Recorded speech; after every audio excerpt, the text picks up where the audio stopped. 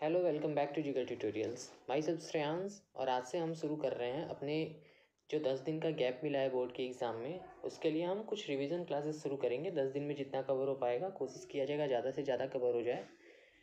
ये 10 दिन बहुत इंपॉर्टेंट है बोर्ड्स के पॉइंट ऑफ व्यू से, क्योंकि इस 10 दिनों में आप जितनी तैयारी कर लो, चूँकि 10 दिन का गैप मिला है तो बेटर ये है कि 10 दिन में आप ज़्यादा से ज़्यादा एक बार रिवीजन कर डालो, क्योंकि अब स्टार्टिंग से दोबारा पढ़ने का कोई बहुत ज़्यादा सेंस रहेगा नहीं। लेकिन हाँ, अगर आप पढ़े हो तो सबसे इम्पॉर्टेंट ये है कि सारे जितने भी टाइप्स के क्वेश्चन बनते हैं जहाँ आप कंफ्यूज हो सकते हो। देखो, बोर्ड में मेन चीज़ क्या है, बोर्ड बहुत ज़्यादा हार्ड क्वेश्चंस नहीं बनाता है। क्वेश्चंस सिंपल ही रहते हैं, बस उसके पूछने का पैटर्न थोड़ा चेंज हो जाता है। वो कोई नए टर्म्स ऐड कर देगा, मतलब सेंस वही रहेगा क्वेश्चन का, बस उसका जो फॉर्म है वो थोड़ा सा चेंज कर देगा। तो इससे क्या होता है, बच्चे कंफ्यूज हो जाते हैं और क्वेश्चन गलत कर देते हैं। तो ये सब हमें समझना है।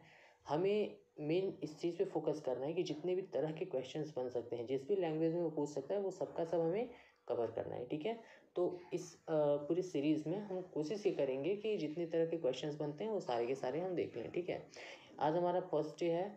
आज हम पहला पार्ट लेके आए हैं। आज हम बात करेंगे नेशनलिज्म इन इंडिया की, जिसमें हम पूरा का पूरा नेशनलिज्म इन इंडिया से रिलेटेड क्वेश्चन डिस्कस करेंगे। ठीक है, इसमें MCQ 1 मार्कर जितने भी तरह के क्वेश्चन हैं, 5 मार्क्स या 3 मार्क्स, सारी चीज़ें हम लोग डिस्कस करेंगे। ठीक है, ये है हमारा first MCQ। What was the theme of the painting of Frederic Sorrieu. Frederic Sorrieu की पेंटिंग का जो थीम था वो क्या था। अगर अभी तक फ्रेडरिक सूरियो की पेंटिंग के बारे में पढ़ा नहीं है तो एक बार ऊपर आई बटन में लिंक है, वो जाके पूरा वीडियो देख लेना, बहुत अच्छे से एक्सप्लेन किया गया है। ठीक है, फ्रेडरिक सूरियो की पेंटिंग में क्या था, फ्रेडरिक सूरियो ने क्या डिपिक्ट किया था पेंटिंग में, तो सबको पता है। उन्होंने अपने ड्रीम वर्ल्ड को उसमें डिपिक्ट किया था, मतलब कि वो जैसा वर्ल्ड को देखना चाहते थे उस चीज़ को उन्होंने अपनी पेंटिंग में डिपिक्ट किया था।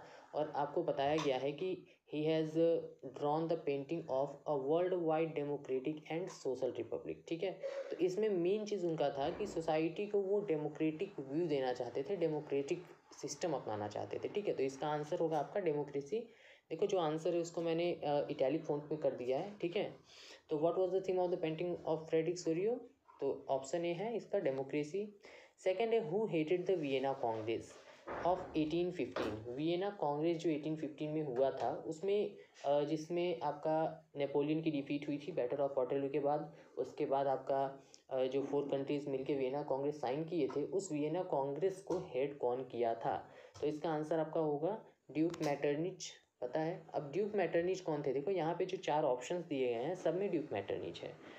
इस तरह से आपको बोर्ड एग्जाम में क्वेश्चंस देखने को मिल सकते हैं। हल्का फुल्का सिस्टम चेंज करेगा, जैसे ऑप्शन ए में दिया हुआ है Austrian chancellor Duke Metternich, option B में है German chancellor Duke Metternich, option C है ऑस्ट्रेलियन चांसलर ड्यूक मैटरनिच, और ऑप्शन 4 है फ्रेंच चांसलर ड्यूक मैटरनिच। अब यहाँ पे अगर आपको ऑस्ट्रियन पता भी है तो भी एक ऑप्शन दिया हुआ है ऑस्ट्रेलियन, तो यहाँ पे कन्फ्यूज, तो इसलिए ये क्लियर रखना कि क्वेश्चन आराम से पढ़ना और जो कुछ भी है एकदम कूल माइंड से। ठीक है, तो इसका आंसर कौन सा होगा, ऑस्ट्रियन चांसलर ड्यूक मैटरनिच। ठीक है, नेक्स्ट हमारा है which of the following secret societies was founded by Giuseppe Mazzini and where. तो ये भी एक बहुत इंपॉर्टेंट क्वेश्चन है। गिसिपी मजीनी ने कौन सी 2 सीक्रेट सोसाइटीज़ का फॉर्मेशन किया था, तो Young Italy in Marseilles and Young Europe in Berne. ये दोनों आपका सीक्रेट सोसाइटी है जो किसी भी मजीनी ने फॉर्म किया था। ऑप्शन सी में दिया हुआ है यंग यूरोप इन इंग्लैंड, ऐसा कुछ नहीं था। और ऑप्शन में डी में है ए एंड बी बोथ, तो ऑप्शन कौन सा करेक्ट होगा इसमें, ए एंड बी बोथ हो जाएगा। ठीक है, नेक्स्ट है हमारा सबसे famous question, when France sneezes the rest of the Europe catches cold. जब फ्रांस छींकता है तो पूरे यूरोप को ठंडी पकड़ देती है। ऐसा क्यों कहा गया था, क्योंकि आपको पता है फ्रेंच रेवोल्यूशन पहला रेवोल्यूशन था पूरे वर्ल्ड में, जिसके बाद धीरे धीरे रेवोल्यूशन की सीरीज शुरू हो गई और पूरे वर्ल्ड में, इनफैक्ट यहाँ पे यूरोप की बात की गई है लेकिन उसका इफेक्ट पूरे वर्ल्ड पे पड़ा था। तो ये जो फ्रांस था इसकी वजह से पूरे यूरोप में रेवोल्यूशन शुरू हुआ था, इसलिए कहा गया कि when France sneezes rest of the Europe catches cold. अब ये बोला किसने था, तो आपको पता है फ्रेंच रेवोल्यूशन के बाद जो आप नेशनलिज्म पढ़े हो यूरोप में, उस पूरे यूरोप के नेशनलिज्म में सबसे ज़्यादा बोलने वाला एक ही इंसान था, वो थे हमारे ड्यूक मैटरनिच साहब। तो ड्यूक मैटरनिच ने ये कहा था कि when France sneezes the rest of the Europe catches cold. ठीक है, ऑप्शन में क्या क्या दिया हुआ है, मैटरनिच है, लेनिन है, नेपोलियन है और विलियम फर्स्ट है। तो कौन था, ड्यूक मैटरनिच थे। ठीक है, ड्यूक मैटरनिच कौन थे, ये थे ऑस्ट्रियन चांसलर जिन्होंने कांग्रेस ऑफ वियना को हेड किया था 1815 में। ठीक है, next question, Who among the following was described as the most dangerous enemy of the social order by Duke Metternich. देखो फिर से ड्यूक मैटरनिच ने कुछ कहा है, क्या कहा है कि the most dangerous enemy of the social order. एक इंसान थे जिनको ड्यूक मैटरनिच ने कहा था कि ये सोशल ऑर्डर के सबसे डेंजरस एनिमी हैं। तो किसे कहा था ड्यूक मैटरनिच ने सोशल ऑर्डर का सबसे dangerous enemy? Option number A Louis Philippe, option B Karol Kurpinski, option C Giuseppe Mazzini and option D John Gottfried. अब देखो यहाँ पे दो क्वेश्चन है। फर्स्ट क्वेश्चन ये बनता है कि the most dangerous enemy of the social order ये किसने कहा था? तो इसका आंसर होगा ड्यूक मैटरनिच। और किसे कहा था? तो इसका आंसर होगा गिसिपी मजीनी। ड्यूक मैटरनिच ने गिसिपी मजीनी को कहा था कि ये सोशल ऑर्डर के सबसे डेंजरस एनिमी है। Next question, who was proclaimed German emperor after it's unification. जितना भी यूनिफिकेशन है उसके बाद क्या कंडीशन हुई थी, किसे राजा बनाया गया था, ये एक इंपॉर्टेंट क्वेश्चन बन सकता है। तो पहला क्वेश्चन है आपका इससे, who was proclaimed German emperor after it's unification. किसे बनाया गया था? प्रूशियन किंग विलियम फर्स्ट को बनाया गया था, या फिर रशियन किंग विलियम फर्स्ट को बनाया गया था, या फिर chief minister Otto von Bismarck को बनाया गया था, या फिर लेनिन को बनाया गया था। तो इसका आंसर आपका ए होगा, Prussian king William first. Prussia ने ही कमान संभाली थी यूनिफिकेशन की, तो वहाँ के जो राजा थे William first, after the completing the German unification उन्हें राजा बनाया गया था। तो who was proclaimed as the German emperor? King William first या Prussian king William first. Next question है, who among the following was proclaimed as the first king of united Italy. देखो दोनों को मैंने सीरीज में ही रखा है ताकि कंफ्यूजन ना हो। जर्मनी का किसे बनाया गया था? प्रूशियन किंग विलियम फर्स्ट को बनाया गया था। और इटली का राजा किसे बनाया गया था? तो आपको पता होगा इटली का यूनिफिकेशन किसने करवाया था, मेन कमान कौन संभाला था? तो ये थे आपके सर्दिनिया पाइडमोंट के राजा विक्टर इमैनुअल सेकंड। ठीक है, option A king George second, option B Kaiser William fourth, option C Nicholas second और option D Victor Emmanuel second. तो ये याद रखना, विक्टर इमैनुअल सेकंड जो थे, जो सर्दिनिया पाइडमोंट के राजा थे, उन्होंने ही इटालियन यूनिफिकेशन का जिम्मा लिया था, मतलब मेन उन्हीं का रोल आता है। तो इटालियन यूनिफिकेशन में विक्टर इमैनुअल सेकंड को राजा बनाया गया था after the unification of Italy. ठीक है, अच्छा यहाँ पे एक चीज़ तो कमेंट करके बताओ कि इटली का यूनिफिकेशन कब कंप्लीट हुआ था। देखो इटली का यूनिफिकेशन दो पार्ट में हुआ था। इटली का जो सेंट्रल पार्ट था पैपल स्ट्रीट वाला, जो वहाँ के कह सकते हो कि चर्चेस के अंडर में था, उसको बाद में यूनिफाई करवाया गया था। तो पहले 1861 में इटली का यूनिफिकेशन कंप्लीट हुआ। तो फाइनल यूनिफिकेशन जो इटली का था वो 1871 में माना जाता है। लेकिन जब 1861 में इटली का यूनिफिकेशन कंप्लीट हुआ था, तभी आपको विक्टर इमैनुअल सेकंड जो थे उनको वहाँ का एम्परर बना दिया गया था या राजा बना दिया गया था। ठीक है, चलो नेक्स्ट क्वेश्चन क्या है, the process of unification of Italy was led by. Unification of Italy का प्रोसेस किसने लेड किया था? अभी बताया मैंने, सर्दिनिया पाइडमोंट जो है वहाँ के जो किंग थे विक्टर इमैनुअल सेकंड। ठीक है, ऑप्शन है Sardinia Piedmont, Papal State, Venetia and Tuscany. तो कौन था? सर्दिनिया पाइडमोंट था। ठीक है, next, which are the following was the result of act of union 1707। ये बहुत इंपॉर्टेंट क्वेश्चन है। क्यों इंपॉर्टेंट है? क्योंकि यहाँ पे बहुत ज़्यादा बच्चे कंफ्यूज रहते हैं कि एक्ट ऑफ यूनियन 1707 और एक्ट ऑफ यूनियन 1801 इसके बाद हुआ क्या था एग्जैक्टली, मतलब क्या हुआ था ये क्लियर नहीं होता। तो याद रखना 1707 के बाद इंग्लैंड और स्कॉटलैंड मर्ज हुआ था, और 1801 के बाद आयरलैंड मर्ज हुआ था। अब कहोगे ये तो पता ही था, तो ये पता था, लेकिन ये कन्फ्यूज़न होता है कि United kingdom of great Britain बना था या फिर क्या बना था। तो याद रखना एक्ट ऑफ यूनियन 1707 के बाद the United kingdom of great Britain का फॉर्मेशन हुआ था, और एक्ट ऑफ यूनियन 1801 के बाद United kingdom of great Britain and Ireland का नाम आता है। ठीक है, तो आपके सिलेबस में जो है 1707 के बाद United kingdom of great Britain, जो कि दूसरा वाला ऑप्शन है, और 1801 अगर लिख दें यहाँ पे तो फिर कौन सा ऑप्शन सही हो जाएगा? तीसरा वाला, United kingdom of great Britain and Ireland. ठीक है, चलो तो इसका आंसर कौन सा होगा नाइन्थ का?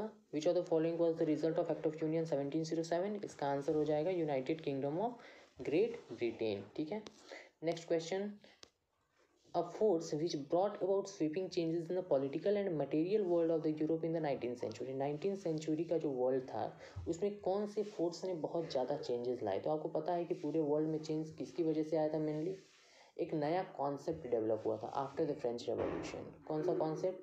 वो था the formation of the nation state. Nation state का कॉन्सेप्ट जो था वो फ्रेंच रेवोल्यूशन के पहले बहुत फेमस नहीं था।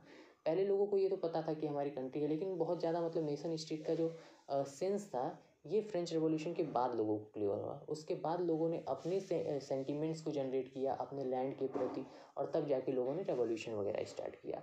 तो जो मेन चेंज का आने का कारण रहा वो क्या था, वो था the concept of the nation state. ठीक है, तो यहाँ पे ऑप्शन ए करेक्ट हो जाएगा, emergence of the nation state. Option B multinational dynastic empire, territorial state and absolute monarchy. तो इसका आंसर कौन सा होगा, emergence of the nation state. ठीक है, नेक्स्ट है आपका conservatives did not believe in stabilising and preserving.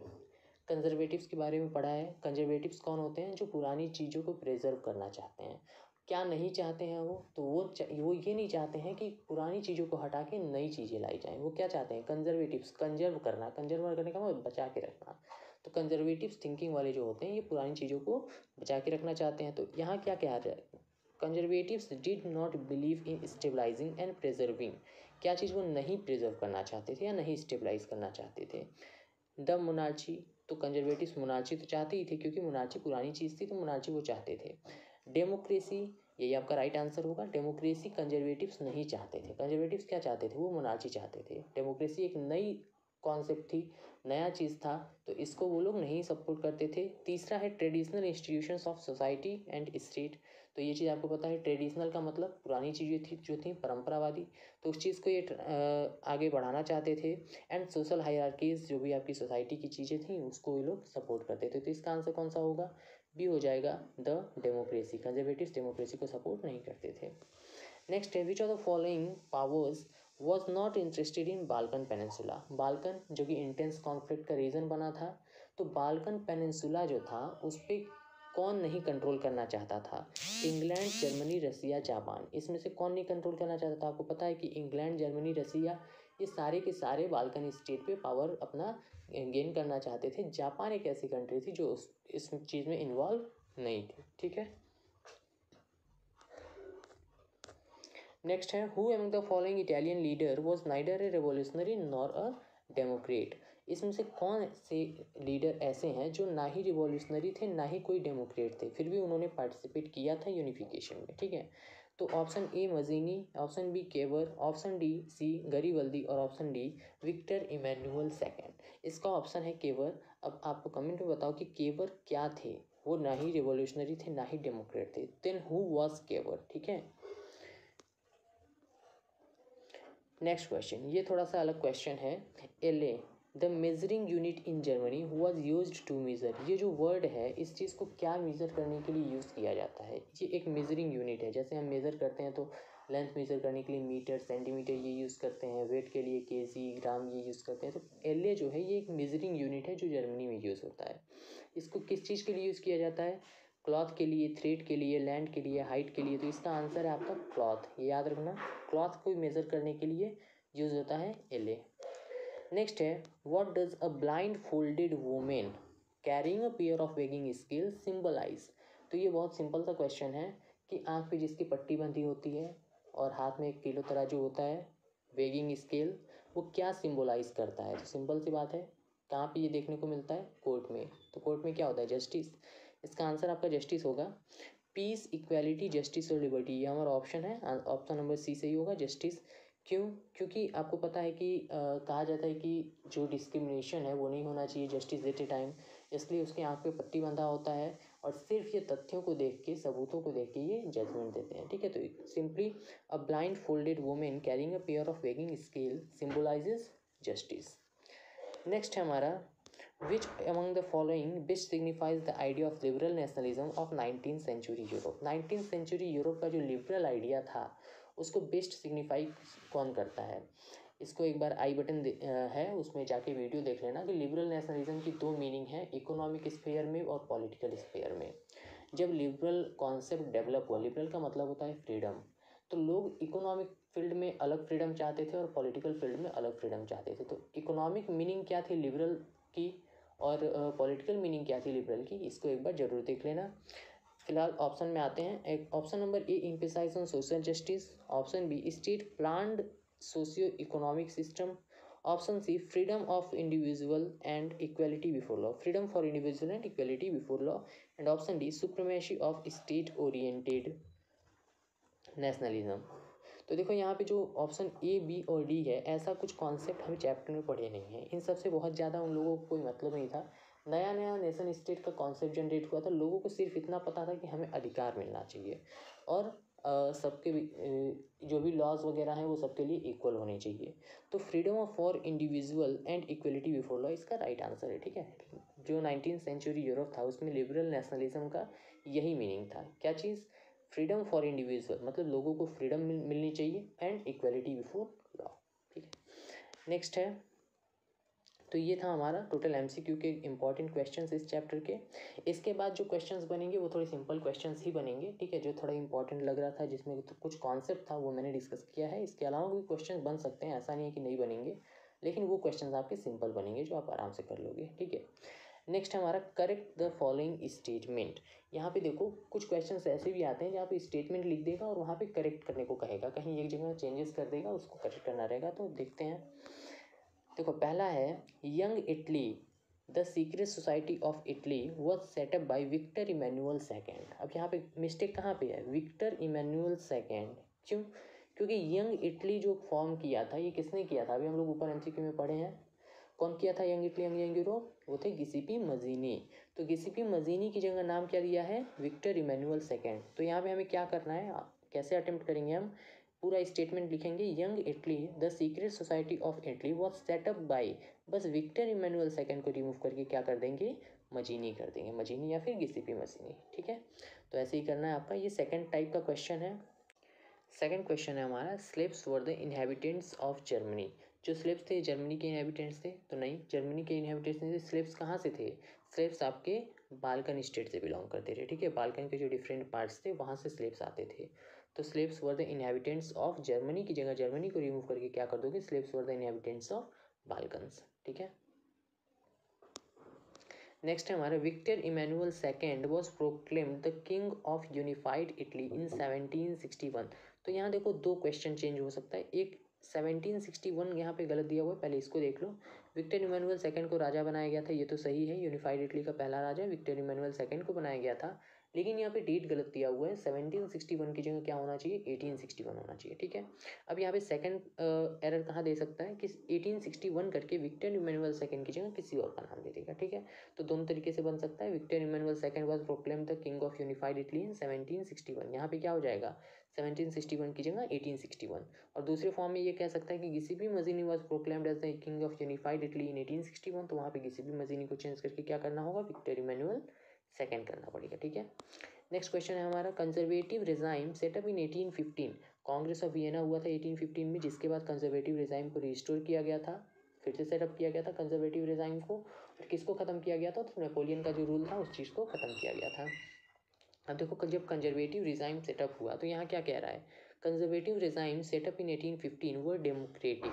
अब जो कंजर्वेटिव्स थे ये तो मोनार्ची को सपोर्ट करते थे, डेमोक्रेसी को तो ये सपोर्ट करते ही नहीं थे। अभी हमने ऊपर देखा, तो वो डेमोक्रेटिक सिस्टम को कैसे ला सकते हैं? तो यहाँ पे क्या गलत होगा? डेमोक्रेटिक, और डेमोक्रेटिक की जगह क्या होगा? ऑटोक्रेटिक। ऑटोक्रेटिक क्या होता है?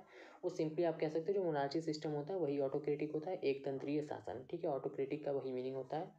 कंजर्वेटिव रिजाइम सेटअप इन 1815 वर डेमोक्रेटिक नहीं होगा, यहाँ होगा ऑटोक्रेटिक। नेक्स्ट क्वेश्चन है हमारा, नेक्स्ट टाइप का क्वेश्चन है, राइट अ सिंगल टर्म। ये आपके डिफिनीशन टाइप्स का होता है, डिफिनीशन में भी ये पूछ सकता है या फिर सिंगल टर्म्स लिखने को कह सकता है। इसमें देखते हैं, पहला क्वेश्चन है हमारा, the vision of a society that is too ideal to actually exist. मतलब ये चीज़ कहाँ पे पढ़ा है? एक ऐसी सोसाइटी जो इतनी ज़्यादा आइडियल हो कि वो एग्जिस्ट करना पॉसिबल ही ना हो। ये हमने पढ़ा है, अपना पहला जो टॉपिक था फ्रेडरिक सोरियो की पेंटिंग, उस चीज़ में। फ्रेडरिक सोरियो के बारे में जब हम पढ़ रहे थे तो हमने क्या देखा था कि फ्रेडरिक सोरियो एक ऐसी सोसाइटी की कल्पना करते हैं जो सेल्फ डिसिप्लिन्ड हो।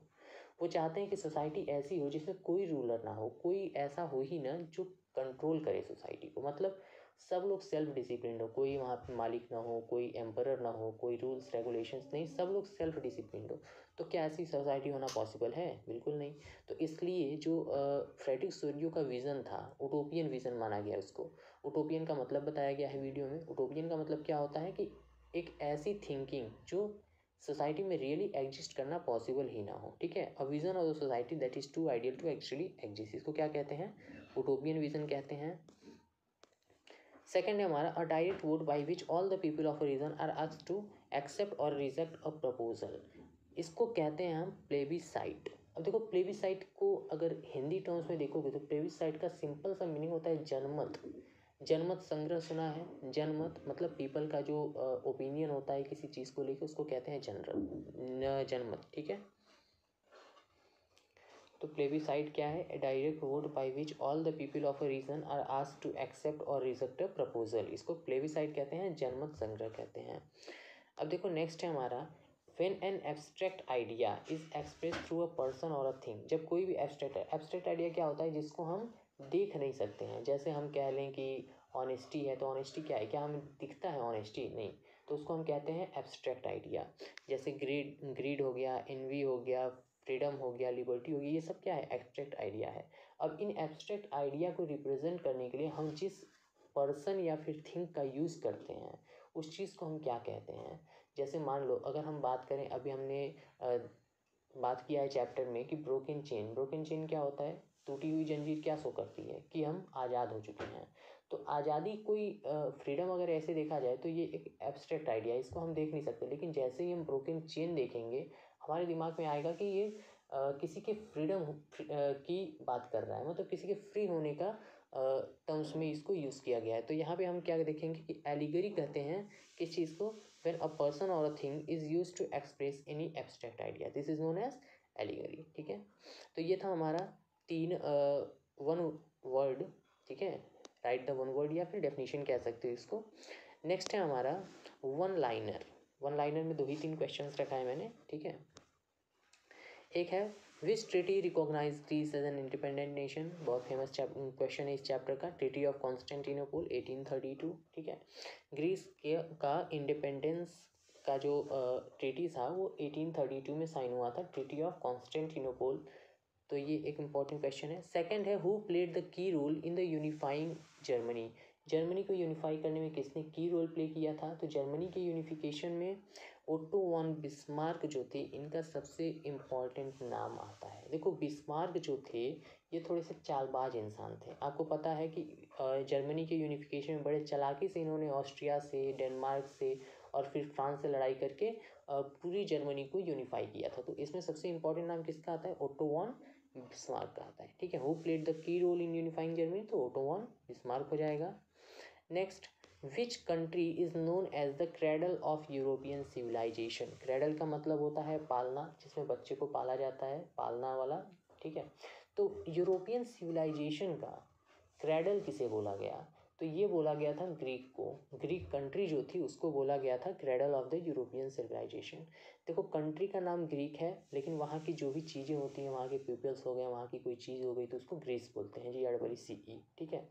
जैसे ट्रीटी ऑफ कॉन्स्टेंटिनोपल, ग्रीस को का इंडिपेंडेंस का जो मूवमेंट था उस चीज़ को बोला गया था, ठीक है। तो which country is known as the cradle of European civilisation, इसका आंसर हो जाएगा ग्रीक, ठीक है। अब यहाँ से हम देखते हैं असर्शन रीज़न, जो कि बहुत इंपॉर्टेंट है किसी भी चैप्टर का असर्शन रीज़न, और बहुत ही कॉन्सेप्चुअल होता है, कभी कभी कॉन्सेप्चुअल आ जाता है और कभी कभी सिंपल आता है। तो देखते हैं कैसा है। यहाँ पे 4-5 असर्शन रीज़न के क्वेश्चंस हैं। क्वेश्चंस मैंने एक ही बार लिखा है। For the following questions 2 statement are given, 2 statement दिया होता है, सबको पता है। One labelled assertion and the other labelled as reason. Select the correct answer to these questions from the codes ABCD as given below. A क्या कह रहा है कि both A and B are true and R is the correct explanation of A, मतलब assertion भी सही है और जो रीज़न में कही गई बात है वो भी सही है, लेकिन रीजन असर्शन की एक सही वजह नहीं है। एंड लिखा हुआ है तो है। सेकेंड पार्ट में क्या कह रहा है, both A and R are true but R is not the correct explanation of A, मतलब A भी ट्रू है, R भी ट्रू है, लेकिन R A की सही वजह नहीं है। ऑप्शन सी कह रहा है कि A is true but R is false, and option D कह रहा है A is false but R is true. तो ये ऑप्शन मैंने सिर्फ एक बार लिखा है, बाकी नीचे सिर्फ असर्शन रीज़न लिखते चला गया हूँ, ठीक है। तो देखते हैं पहला हमारा असर्शन रीज़न है। असर्शन कह रहा है कि इन the areas conquered bye Napoleon the reactions of local people were mixed. आपको पता है कि जब नेपोलियन अपनी कंट्री में फ्रांस में बहुत सारे एडमिनिस्ट्रेटिव चेंजेस लाया तो पूरे वर्ल्ड ने उसको बहुत ज़्यादा तारीफ़ की थी उसकी। लोग चाह रहे थे कि नेपोलियन हमारे यहाँ भी आए, वो हमारे यहाँ भी वैसा सिस्टम लाए। लेकिन आपको पता है कि जब नेपोलियन बाकी जगहों पे जाके उसको कैप्चर करने लगा और फिर वहाँ पे अपने सिस्टम उसको लागू करना शुरू किया, तो लोगों ने उसको बहुत अलग वे में देखा। क्यों अलग वे में देखा? क्योंकि नेपोलियन अपने यहाँ पे जो सिस्टम लागू करता था उससे हटके दूसरी तरह से बाकी स्टेट्स को, बाकी टेरिटरीज़ को ट्रीट करता था। कैसे ट्रीट करता था? आपको पता है कि वहाँ पे फोर्स रिक्रूटमेंट करता था फ्रेंच आर्मी में। किसी भी कंट्री में जाता तो वहाँ से ज़बरदस्ती लोगों को फ्रेंच आर्मी में भरता था, ठीक है। बाकी आप सेंसरशिप वगैरह को जान ही रहे हो। तो ये सारी कुछ चीज़ें थी जिसकी वजह से लोगों को पहले तो लगा कि भाई नेपोलियन बहुत अच्छा है, लेकिन जब नेपोलियन का कैप्चर हुआ उनके टेरिटरीज़ में तो लोगों की ये जो थिंकिंग है वो चेंज होने लगी। लेकिन फिर देखो नेपोलियन क्या करता था, कभी काम सही करता था और कभी उल्टा काम करता था। तो लोग बहुत ज़्यादा कंफ्यूज थे कि आखिर ये नेपोलियन चाहता क्या है, अच्छा इंसान है या बुरा इंसान है। तो लोग कंफ्यूज थे। वही लिखा हुआ है, in the areas conquered by Napoleon, जिन एरियाज़ को नेपोलियन कंकर करता था वहाँ पे लोकल पीपल के जो रिएक्शंस थे वो मिक्स थे, लोग समझ नहीं पा रहे थे। तो भाई ये असर्शन तो बिल्कुल सही है, सही बात बोली गई है। दूसरा कह रहा है कि increase taxation, censorship etcetera outweigh the advantage of administrative changes. जो एडमिनिस्ट्रेटिव चेंजेस आए थे उससे जो भी एडवांटेज हुए थे उससे ज़्यादा क्या हो गया, इंक्रीज टैक्सेशन और सेंसरशिप की वजह से इसको नुकसान झेलना पड़ा। तो ये भी बात सही है, बहुत अच्छा चेंजेस आया था, बहुत ज़्यादा इसका नाम हो रहा था, लेकिन उसके बाद जो इंक्रीज टैक्सेशन, सेंसरशिप, ये सब उसने जो इम्पोज किया, इसकी वजह से उसका जो ये एडवांटेज था वो धीरे धीरे फीका पड़ने लगा। तो आपको सीधे सीधे दिख रहा है असर्शन भी सही है, रीज़न भी सही है। बट ये बताओ, क्या लोगों का जो मिक्स्ड रिएक्शंस था वो इसी वजह से था जो रीज़न कहा गया है? तो बिल्कुल इंक्रीज टैक्सेशन और सेंसरशिप एंड ऑल की वजह से ही तो लोगों का जो ओपिनियन था, लोगों का जो रिएक्शन था वो मिक्स था। तो इसका आंसर कौन सा हो जाएगा? ए हो जाएगा। मतलब कि assertion and reason both are true and reason is the correct explanation of assertion. ठीक है, क्लियर है ना कि कैसे करना है इस क्वेश्चन को। अब थोड़ा फास्ट देखेंगे बाकी असर्शन, ठीक है। सेकंड वाला हमारा है कंजर्वेटिव्स बिलीव दैट, इसमें बस ए और आर लिखा है मैंने। Conservatives believe that established traditional institution of state and society should be preserve. Conservatives का मानना था कि जो पहले से इस्टेब्लिश्ड इंस्टीट्यूशंस हैं सोसाइटी के उसको प्रिजर्व करना चाहिए। तो ये हमने ऊपर भी देखा है कि कंजर्वेटिव्स प्रिजर्व भी करना चाहते हैं पूरी पुरानी चीज़ों को। तो बिल्कुल सही है असर्शन। रीज़न क्या कह रहा है कि Zollverein was form to preserve conservatism. ऐसा कुछ था क्या? ज्वेलवेरिन का फॉर्मेशन क्यों हुआ था? ज्वेलवेरिन का फॉर्मेशन हुआ था ट्रेड बैरियर्स को हटाने के लिए, ठीक है। ज्वेलवेरिन का फॉर्मेशन क्यों हुआ था? ट्रेड बैरियर्स को हटाने के लिए। उसने ट्रेड बैरियर्स को हटाया था और उसके बाद क्वाइंस को 30 तरह की क्वाइंस वहाँ पे चलती थी जिसमें से उसने रेड्यूस करके 2 तरह की क्वाइंस चला दिया था, ठीक है। तो ये ज्वेलवेरिन का काम प्रिजर्व करना नहीं था कंजर्वेटिज्म को। मतलब कि असर्शन तो सही है लेकिन रीज़न बिल्कुल गलत है। ये इसका वजह है या नहीं वो तो बाद में देखेंगे, रीज़न सीधे सीधे गलत है। तो इसका ऑप्शन कौन सा हो जाएगा? A is true but R is false. मतलब ऑप्शन नंबर सी हमारा करेक्ट हो जाएगा, A is true but R is false. Next है हमारा treaty of Constantinople was signed in 1832। अभी ऊपर देखा तो असर्शन बिल्कुल सही है। Under this treaty Greece was recognised as an independent nation. ये भी बिल्कुल सही है। और इसी ट्रीटी के अंडर में ग्रीस को इंडिपेंडेंट करने के लिए ही ट्रीटी ऑफ कॉन्स्टेंटिनोपल साइन हुआ था। तो इसका आंसर हो जाएगा ए।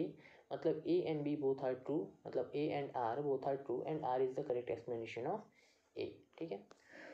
फोर्थ हमारा है act of union was signed between England and Scotland. सही है क्या? एक्ट ऑफ यूनियन 1707 वाली की बात हो रही है। 1707 में जो एक्ट ऑफ यूनियन साइन हुआ था वो इंग्लैंड और स्कॉटलैंड के बीच में साइन हुआ, तो बिल्कुल सही है।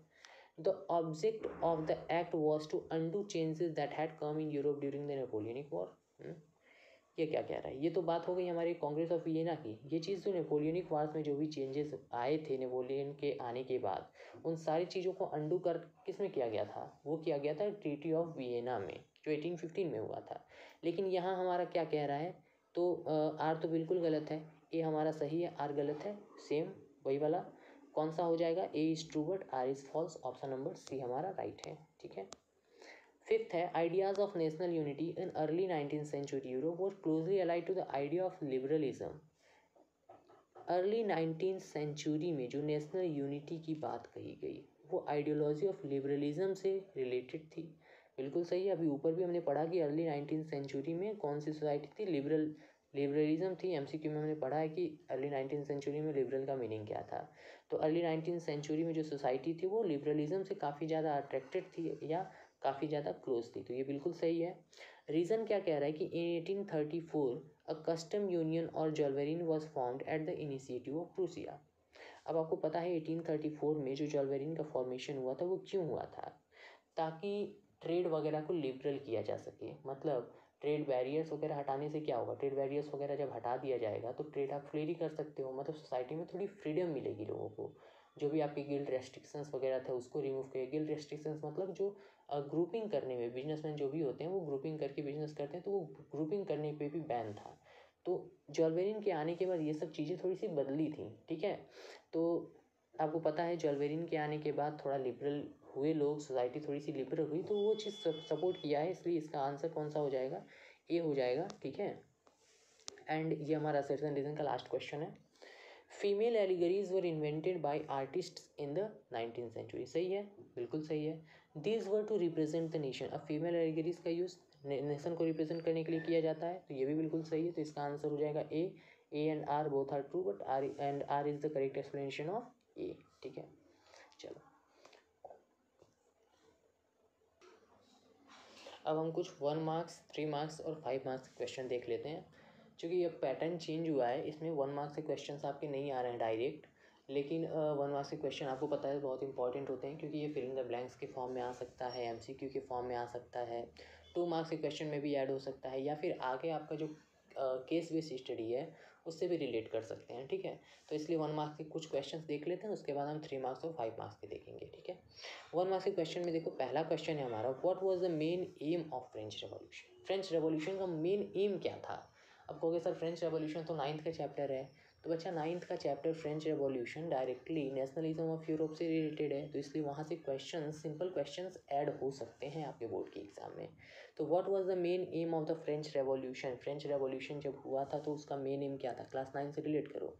लोग किस चीज़ की डिमांड कर रहे थे, डेमोक्रेसी की, और किस चीज़ को हटाना लोग चाहते थे, मोनार्ची को। तो what was the main aim of the French revolution, तो आंसर हो जाएगा आपका to transfer monarchy into democracy. Monarchy को किस में कन्वर्ट करना चाहते थे, डेमोक्रेसी में कन्वर्ट करना चाहते थे, और हुआ भी था कन्वर्ट। जब आपका डायरेक्टरी रूल कर रही थी उस टाइम पे एक तरह से डेमोक्रेसी आ चुकी थी, लेकिन धीरे धीरे फिर क्या हुआ, नेपोलियन आया, नेपोलियन ने डायरेक्टरी में इंस्टेबिलिटी देखा, और वहाँ पे आके वो धीरे से फिर से क्या इस्टेब्लिश कर दिया, डिक्टेटरशिप। उसके बाद फिर नेपोलियन गया तो फिर पूरी तरीके से मोनार्ची को रिस्टोर कर दिया गया। तो फ्रेंच रेवोल्यूशन का जो मेन एम था वो क्या था, to transfer monarchy into democracy. Monarchy को किस में कन्वर्ट करना था, डेमोक्रेसी में कन्वर्ट करना था, ठीक है। सेकंड क्वेश्चन है हमारा, what changes were brought by Zollverein. Zollverein की वजह से क्या चेंजेस आए थे, तो अभी ऊपर मैंने बताया कि it reduce tariff barriers and reduce the number of currencies from over 30 to 2। 30 से करेंसीज को कितने में कन्वर्ट कर दिया, 2 में, ठीक है। 30 टाइप्स के करेंसीज वहाँ लगते थे। अब देखो अगर डिफरेंट रीजन्स में अलग अलग करेंसीज लगेंगे, हमारे यहाँ पे रुपया चल रहा है, कहीं पे कोई और करेंसी चल रही है, तो ऐसे कंडीशन में ट्रेड करने में दिक्कत होगी। लेकिन अगर सिमिलर टाइप की करेंसी रहे तो इससे ट्रेड करने में आसानी हो जाएगी। इसलिए वहाँ पे टैरिफ बैरियर्स हटाया गया था, करेंसीज को 30 से रिड्यूस करके 2 टाइप की करेंसीज में कन्वर्ट कर दिया गया था। ये सब काम किसका था, ज्वेलरीन का। ज्वेलरीन का स्टेटमेंट पूरा रट जाओ, it was formed in 1834 eight the initiative of Prussia. Prussia ने इसकी शुरुआत किया था, and later joined by other German territories, ठीक है। नेक्स्ट है आपका, name the countries which were involve in the 7 Years' war. अब 7 Years' वॉर किसके साथ हुआ था, तो आपका जर्मनी वाला जो कहानी था, जर्मनी में 1864 से 1870 के बीच में, 1871 तक चला था। तो इस टाइम पीरियड के बीच में 3 वॉर्स लड़े गए थे, जो कब कब लड़ा गया था और कौन कौन सी कंट्रीज लड़ी थी, ये बहुत इंपॉर्टेंट है। तो कौन कौन सी कंट्रीज थी, ऑस्ट्रिया थी, डेनमार्क थी और फ्रांस था, ठीक है। तो ऑस्ट्रिया, डेनमार्क और फ्रांस तीनों ने लड़ाई लड़ी थी किसके साथ, जर्मनी के साथ, ठीक है। तो जर्मनी का यूनिफिकेशन कंप्लीट हुआ था। Name the countries which were involve in the 7 Years' war, sorry with Germany नहीं होगा, इसको कर लेना विथ प्रूशिया, ठीक है। ऑस्ट्रो प्रूशियन वॉर, फिर डेनमार्क और प्रूशिया के साथ वॉर हुआ था, और फिर फ्रैंको प्रूशियन वॉर हुआ था। तो प्रूशिया के साथ लड़ाई हुई थी, क्योंकि प्रूशिया, यहाँ पे आपको पता है ऊपर भी पढ़े हो कि प्रूशियन किंग विलियम फर्स्ट को राजा बनाया गया था। तो प्रूशिया जो थी वो इनिशिएटिव लिया था जर्मन यूनिफिकेशन का। तो इनिशिएटिव जो लेगा उसके साथ लड़ाई होगी। तो ऑस्ट्रिया और प्रूशिया की लड़ाई हुई, डेनमार्क और प्रूशिया की लड़ाई हुई, फ्रांस और प्रूशिया की लड़ाई हुई, और फाइनली प्रूशिया के साथ ये सारी टेरिटरीज मिल गई। डेनमार्क में के कुछ जर्मनी स्पीकिंग स्टेट्स थे उसको मिला लिया गया, ऑस्ट्रिया को मिला लिया गया। फ्रांस को कैप्चर नहीं किया गया था, फ्रांस में भी कुछ जर्मन स्पीकिंग टेरिटरीज थी उसको कंट्रोल किया गया। तो फाइनली इन तीन के साथ वॉर लड़ने के बाद 1871 में जर्मन फाइनली यूनिफाई हुआ था जर्मनी। सिंपल सा क्वेश्चन यहाँ पे क्या था, name the countries which were involve in the 7 Years war.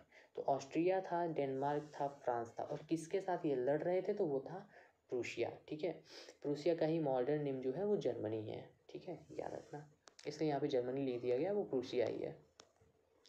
Mention two attributes of liberty. अब देखो यहाँ पे एट्रीब्यूट्स का मीनिंग क्या है। अगर एट्रीब्यूट्स नहीं पता होगा, सिंपली आपसे सिर्फ इतना कह दिया कि mention two attributes of liberty, और ये क्वेश्चन आपको 2 नंबर में दे दिया गया, तो आप समझ नहीं पाओगे कि क्या लिखना है। हो सकता है आप लिबर्टी की मीनिंग लिख के चले आओ, लेकिन एट्रीब्यूट्स का मतलब यहाँ पे है कि कौन सी 2 चीज़ें ऐसी हैं जो लिबर्टी को सिम्बोलाइज करती हैं। एलिगरी पढ़े हो, वही चीज़ यहाँ पे कहा जा रहा है, एट्रीब्यूट्स यहाँ पे एलिगरी से रिलेट कर सकते हो। ठीक है, mention two attributes of liberty, इसीलिए मैंने बोला कि हर एक टाइप के क्वेश्चन देखना ज़्यादा इंपॉर्टेंट है। क्वेश्चन सिंपल होगा लेकिन वर्ड्स आपको चुन लेगा बोर्ड, और उसके बाद आप परेशान हो जाओगे। तो mention two attributes of liberty, पहला आपका रेड कैप, आपको पता है रेड कैप पहना गया था लोगों के द्वारा। तो रेड कैप जो पहना गया था वो किस चीज़ को सिम्बलाइज़ कर रहा था, लिबर्टी को सिम्बलाइज़ कर रहा था। और दूसरा आपका है ब्रोकन चेन, ब्रोकन चेन भी आपको कि किस चीज़ को रिप्रेजेंट करता है, तो ये भी आपके लिबर्टी को रिप्रेजेंट करता है। तो red cap and broken chains both represent liberty. Now moving towards the 3 marks question. 3 marks के क्वेश्चन देखो, इसके डायरेक्ट पूरे आंसर्स तो नहीं पॉसिबल है यहाँ पे बताना, लेकिन कुछ शॉर्ट में एक्सप्लेन कर दूंगा। बाकी आप यहाँ पे देखो, क्वेश्चन देने का मेन मतलब ये है कि थोड़ा सा मैं समझा दूंगा, और बाकी आपके लिए क्वेश्चंस इंपॉर्टेंट हैं। इन क्वेश्चंस को एक बार लिख के प्रैक्टिस जरूर कर लेना, चूँकि 10 दिन का टाइम है आपके पास, तो एक बार लिख के प्रैक्टिस जरूर कर लेना जितने भी क्वेश्चंस यहाँ पे बताए जा रहे हैं। ठीक है, क्वेश्चन नंबर 1 है, what were the reactions of the local population to the French rule in the areas they conquered. मतलब क्या है कि जिन एरियाज़ में फ्रेंच अभी आप ऊपर पढ़े हो ना कि लोगों के जो रिएक्शंस थे वो मिक्स्ड थे, तो वही चीज़ यहाँ पे कहा जा रहा है कि क्या रिएक्शंस थे लोगों के, लोकल पीपल के, उन एरियाज़ में जहाँ पे फ्रांस का कंट्रोल था। फ्रांस जहाँ पे, मतलब सिंपल सी बात है, नेपोलियन जहाँ पे कंकर कर रहा था, उन रीजन्स में लोकल पीपल जो थे उनका क्या रिएक्शन था। तो आपको पता है, सिंपल अगर एक लाइन में कहा जाए तो क्या रिएक्शन था, उनका रिएक्शन मिक्स था, वो समझ नहीं पा रहे थे, कन्फ्यूज थे वो। ठीक है, तो इन मिक्स रिएक्शन के बारे में आपको लिखना है। अब आपको पता है कि क्यों मिक्स था, तो अगर बात की जाए क्यों मिक्स था उसका रीज़न, तो फिर जो भी नेपोलियन कर रहा था, जो आपका सेंसरशिप है, इंग्लिश टैक्सेशन है, ये सारी चीज़ें, ये सब आपको लिखना होगा वहाँ पे। ठीक है, तो इसका आंसर आई थिंक लिख लोगे। एक बार लिख के प्रैक्टिस ज़रूर कर लेना, राइटिंग प्रैक्टिस बहुत इंपॉर्टेंट है। बोर्ड में आपके क्वेश्चन सिंपल होंगे, आपको आंसर भी पता होगा और लिख के भी आओगे, लेकिन सही ढंग से नहीं लिख के आने की वजह से आपके नंबर्स कट जाएंगे। ठीक है, इसलिए एक बार राइटिंग प्रैक्टिस ज़रूर कर लेना। सेकंड क्वेश्चन है हमारा, राइट एनी या explain any 4 ideas of liberal nationalist in the economic sphere. तो इसके लिए आई बटन में आपका लिंक दिया हुआ है। लिबरल नेशनलिज्म जो है, इसकी इकोनॉमिक और पॉलिटिकल मीनिंग, अभी ऊपर भी मैंने बोला कि इसकी इकोनॉमिक और पॉलिटिकल मीनिंग बहुत इंपॉर्टेंट है, इसको जरूर देख लेना। ठीक है, explain 4 ideas of liberal nationalist in the economic sphere. Economic sphere की बात हो रही है, सेम यहाँ पे पॉलिटिकल स्फीयर भी पूछा जा सकता है। तो ये दोनों बहुत इंपॉर्टेंट क्वेश्चन है। इसमें आपको क्या लिखना है, तो सिंपल टर्म्स में अगर इकोनॉमिक की बात की जाए तो आपको पता है जो भी मार्केट की फ्रीडम है, जो आपका अभी बात बताया गया, गिल्ड रेस्ट्रिक्शंस वगैरह रिमूव करना, वो सब चीज़ें सही हों। जो भी कंट्री की पॉलिसी हो, मतलब कंट्री की गवर्नमेंट जो है वो जो भी रूल्स रेगुलेशंस बनाए वो ट्रेड के फेवर में बनाए। इसके बाद आप ये कह सकते हो कि करेंसी सिस्टम जो है वो बहुत अच्छा हो, यूनिफाइड इकोनॉमिक टेरिटरी बने, ये सारी चीज़ें आपको यहाँ पे लिख सकते हो। अभी देख लेना एक बार आई बटन पे। ठीक है, क्लियर हो जाएगा कि इकोनॉमिक स्फीयर में क्या मीनिंग होती है, और वही यहाँ पे आपको लिखना है। नेक्स्ट क्वेश्चन है, who was Otto von Bismarck, explain his role in the unification of Germany. अब ये क्वेश्चन आपको एक सैम्पल दिया गया है, इस टाइप के कुछ भी क्वेश्चंस बन सकते हैं। Who was Otto von Bismarck, who was Cavour, who was Garibaldi, who were किसी भी मजीनी, और किसी का भी रोल आपसे जर्मनी के यूनिफिकेशन में पूछ सकता है। हाँ, ओटो वन बिस्मार्क का रोल बहुत इंपॉर्टेंट है। क्यों इंपॉर्टेंट है? क्योंकि जो 3 यूनिफिकेशन के टाइम पे वॉर्स लड़े गए थे वो ओटो वन बिस्मार्क की ही देन थी। इन्होंने ही तिकड़म लगा के जर्मनी को यूनिफाई किया था, तो इसलिए इनका रोल सबसे इम्पोर्टेंट होता है। ठीक है, ओटो वन बिस्मार्क का क्या रोल था, वो कौन थे, who was Otto von Bismarck, ये पहला क्वेश्चन है। तो ओटो वन बिस्मार्क आपको पता है कौन थे? प्रूशिया के चीफ मिनिस्टर थे ओटो वन बिस्मार्क। ठीक है, अब auto von Bismarck chief minister थे प्रूशिया के और उन्होंने ही जर्मनी के यूनिफिकेशन की कमान संभाली थी। बाकी आपको कैसे कैसे उन्होंने यूनिफाई करवाया था जर्मनी को, इसकी स्टोरी आपको लिखनी है इसमें। नेक्स्ट क्वेश्चन है, conservative regime setup in 1815 in Europe were autocratic in nature. जो कंजर्वेटिव रेजाइम सेटअप हुआ था 1815 में वो ऑटोक्रेटिक नेचर का था। इसको आपको जस्टिफाई करना है। अब देखो इसमें आपको कुछ नहीं करना है, इसमें आपको सिंपल टर्म्स में अगर देखा जाए तो जो भी आपका कंजर्वेटिव्स की थिंकिंग है, ठीक है, उसी को लिखने हैं। लिबरल्स, रेडिकल्स और कंजर्वेटिव्स वाला पॉइंट आपको बताया गया है। उसमें जो कंजर्वेटिव्स की थिंकिंग है, जो कंजर्वेटिव्स के आइडियाज़ हैं, वही आपको लिखने हैं इसमें। ठीक है, बेसिक बिलीफ्स क्या थे उनके, उनका मॉडर्नाइजेशन को लेके क्या थिंकिंग था, जो चेंजेस थे उनको लेके क्या थिंकिंग था, डेमोक्रेसी या ऑटोक्रेसी को लेके क्या थिंकिंग था। आपको पता है ये यूनिवर्सल फ्रेंचाइज वगैरह को लेके भी उनकी थिंकिंग अलग थी, वो नहीं चाहते थे सबको वोट देना। तो ये सारी चीज़ें आप यहाँ पे लिखोगे। ठीक है, कंजर्वेटिव रेजाइम सेटअप हुआ था जो 1815 में, उसका क्या नेचर था या उसका जो ऑटोक्रेटिक नेचर था उसको आपको एक्सप्लेन करना है। इसी क्वेश्चन को एक और तरीके से पूछा जा सकता है कि कोई 3 फीचर बताओ कंजर्वेटिव रेजाइम्स का, या 5 फीचर बताओ कंजर्वेटिव रेजाइम का। तो इसमें आपको लिबरल्स, रेडिकल्स और कंजर्वेटिव्स वाले जो पॉइंट्स पढ़ाए गए हैं उसमें कंजर्वेटिव्स के जो भी पॉइंट्स लिखवाए गए हैं वही आपको लिखने हैं। ठीक है, चलो नेक्स्ट क्वेश्चन है हमारा। ये आपके कुछ 3 मार्क्स के इंपॉर्टेंट क्वेश्चन थे और अब हम 5 मार्क्स के कुछ क्वेश्चन देख लेते हैं। ये हमारा फर्स्ट क्वेश्चन है, analyse the theme of Frederic Sorrieu's painting. बहुत इजी क्वेश्चन है, डायरेक्ट आपके सारे पॉइंट्स लिखवाए गए हैं, ऊपर वीडियो आई बटन में है फ्रेडरिक सूरियो की पेंटिंग का, तो इसको देख लेना और कंप्लीट स्टडी करना, क्योंकि ये क्वेश्चन अगर आया तो 5 मार्क्स में ही आएगा। Analyse the theme of Frederic Sorrieu's painting. Frederic Sorrieu ने जो पेंटिंग बनाई थी उसमें क्या चीज़ था, तो स्टार्टिंग से एंडिंग तक आपको पूरा एक्सप्लेन करना है। ठीक है, या फिर यूँ कह लो कि फ्रेडरिक सूरियो की पेंटिंग से रिलेटेड कोई भी क्वेश्चन अगर आपके 5 मार्क्स में आते हैं तो उसमें लगभग आपको पूरी की पूरी स्टोरी फ्रेडरिक सूरियो की पेंटिंग वाली एक्सप्लेन करनी होगी। ठीक है, तो ये इंपॉर्टेंट क्वेश्चन है, analyse the theme of the Frederic Sorrieu's painting. इसमें बहुत ज़्यादा एक्सप्लेन करना नहीं है। Second question, analyse the measures which created a sense of collective belonging amongst the French people. अब देखो यहाँ पे आपको बहुत सारे पॉइंट, कम से कम 10 पॉइंट तो आपके होंगे ही। Sense of collective belonging, direct एक हेडिंग है, सेंस ऑफ कलेक्टिव बिलोंगिंग। इस सेंस ऑफ कलेक्टिव बिलोंगिंग्स पे जो भी पॉइंट्स हैं ये सब सारे आपको लिख सकते हो, जैसे ला पैट्रियल सिटियन, ये सब था, फादरलैंड मदरलैंड वाली बात। ठीक है, मॉन्सियर और सर को हटा के, मैडम और सर को हटा के क्या कर दिया गया था, सिटीजन्स बना दिया गया था सबको। साथ में आपको पता है कि न्यू आइन्स वगैरह कंपोज किए गए थे, न्यू फ्रेंच फ्लैग इंट्रोड्यूस किया गया था। तो ये सारी चीज़ें आपके सेंस ऑफ कलेक्टिव बिलोंगिंग में आती हैं। अब उसमें से कोई भी आप 5-6 पॉइंट्स एक्सप्लेन कर देना। ठीक है, analyse the measures which created the sense of collective belonging. Simple है, हो जाएगा। चलो ठीक है, नेक्स्ट क्वेश्चन हम देखते हैं। Third question, explain any 4 provisions of Napoleonic code 1804। Napoleon code 1804, जिसको सिविल कोड 1804 या नेपोलियनिक कोड बोला जाता है, उसकी किसी 4 प्रोविजंस के बारे में आपको बताना है। तो सिंपल सी बात है, जो भी आपको पता है प्रिविलेजेस बाय बर्थ है उसको ख़त्म कर दिया गया था, इक्वेलिटी बिफोर लॉ को इस्टेब्लिश किया गया था, ये सारी चीज़ें हैं। तो नेपोलियनिक कोड के बारे में आपको काफ़ी ज़्यादा अच्छे से पढ़ाया गया, उसमें से कोई 4-5 पॉइंट आप लिख दोगे। क्लियर है। नेक्स्ट क्वेश्चन हमारा है, why did nationalist tension emerged in Balkan. Balkan state वाली कहानी बहुत इंपॉर्टेंट है। बाल्कन जो स्टेट था, बाल्कन वाला जो रीजन था, वो क्यों नेशनलिस्ट टेंशन, मतलब बहुत ज़्यादा कॉन्फ्लिक्ट वाला एरिया, मोस्ट कॉन्फ्लिक्टेड एरिया क्यों बन गया था। ठीक है, ये एक बहुत इंपॉर्टेंट क्वेश्चन है, तो इसको जरूर लिख के प्रैक्टिस कर लेना। और ये भी क्वेश्चन अगर आएगा तो 5 नंबर में ही आएगा।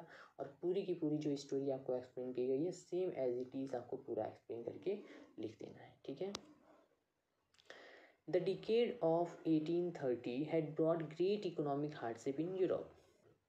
ये भी बहुत इंपॉर्टेंट क्वेश्चन है। The decade of 1830 had brought, अब देखो यहाँ पे आपको पता है कि यूरोप में इकोनॉमिक हार्डशिप चल रही थी। उस इकोनॉमिक हार्डशिप की पूरी कहानी आपको लिखनी है।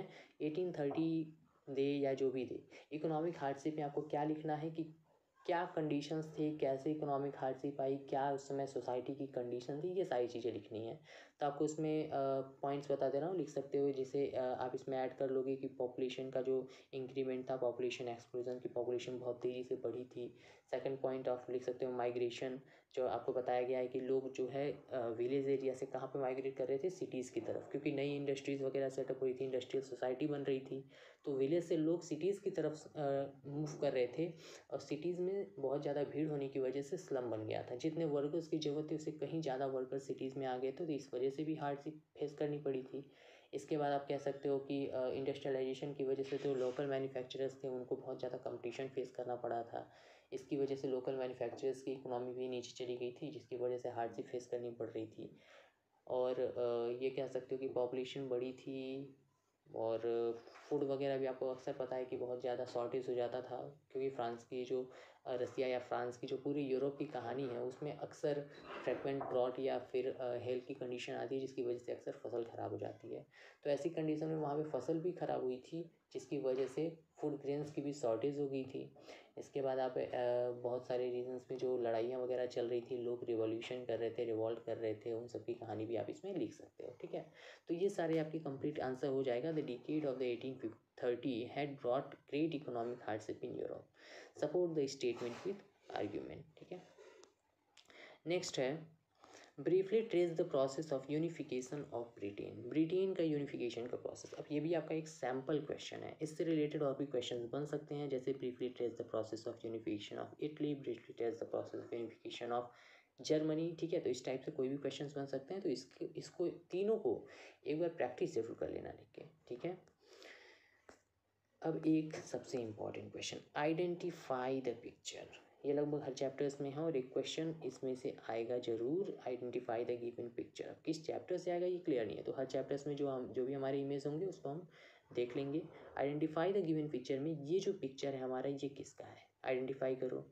तो ये पिक्चर हमारा है जर्मेनिया का। जर्मेनिया कौन, द कह सकते हो कि जो फीमेल फिगर यूज़ किया गया था जर्मनी को रिप्रेजेंट करने के लिए, उसको हम कहते हैं जर्मेनिया। ठीक है, तो ये हमारा हो गया टोटल 5 मार्क्स के क्वेश्चन, और कंप्लीट एक रिवीजन हो गया हमारे पूरे नेशनलिज्म इन यूरोप वाले चैप्टर का, हिस्ट्री का चैप्टर वाले। सेम इसी तरीके से हम आगे हिस्ट्री का चैप्टर 2, 3, 4 भी हम कवर करेंगे। ठीक है, ये हमारा फर्स्ट पार्ट था। तो अगर अच्छा लगा हो वीडियो तो इसको बाकी अपने ग्रुप्स और फ्रेंड्स के साथ शेयर जरूर करना।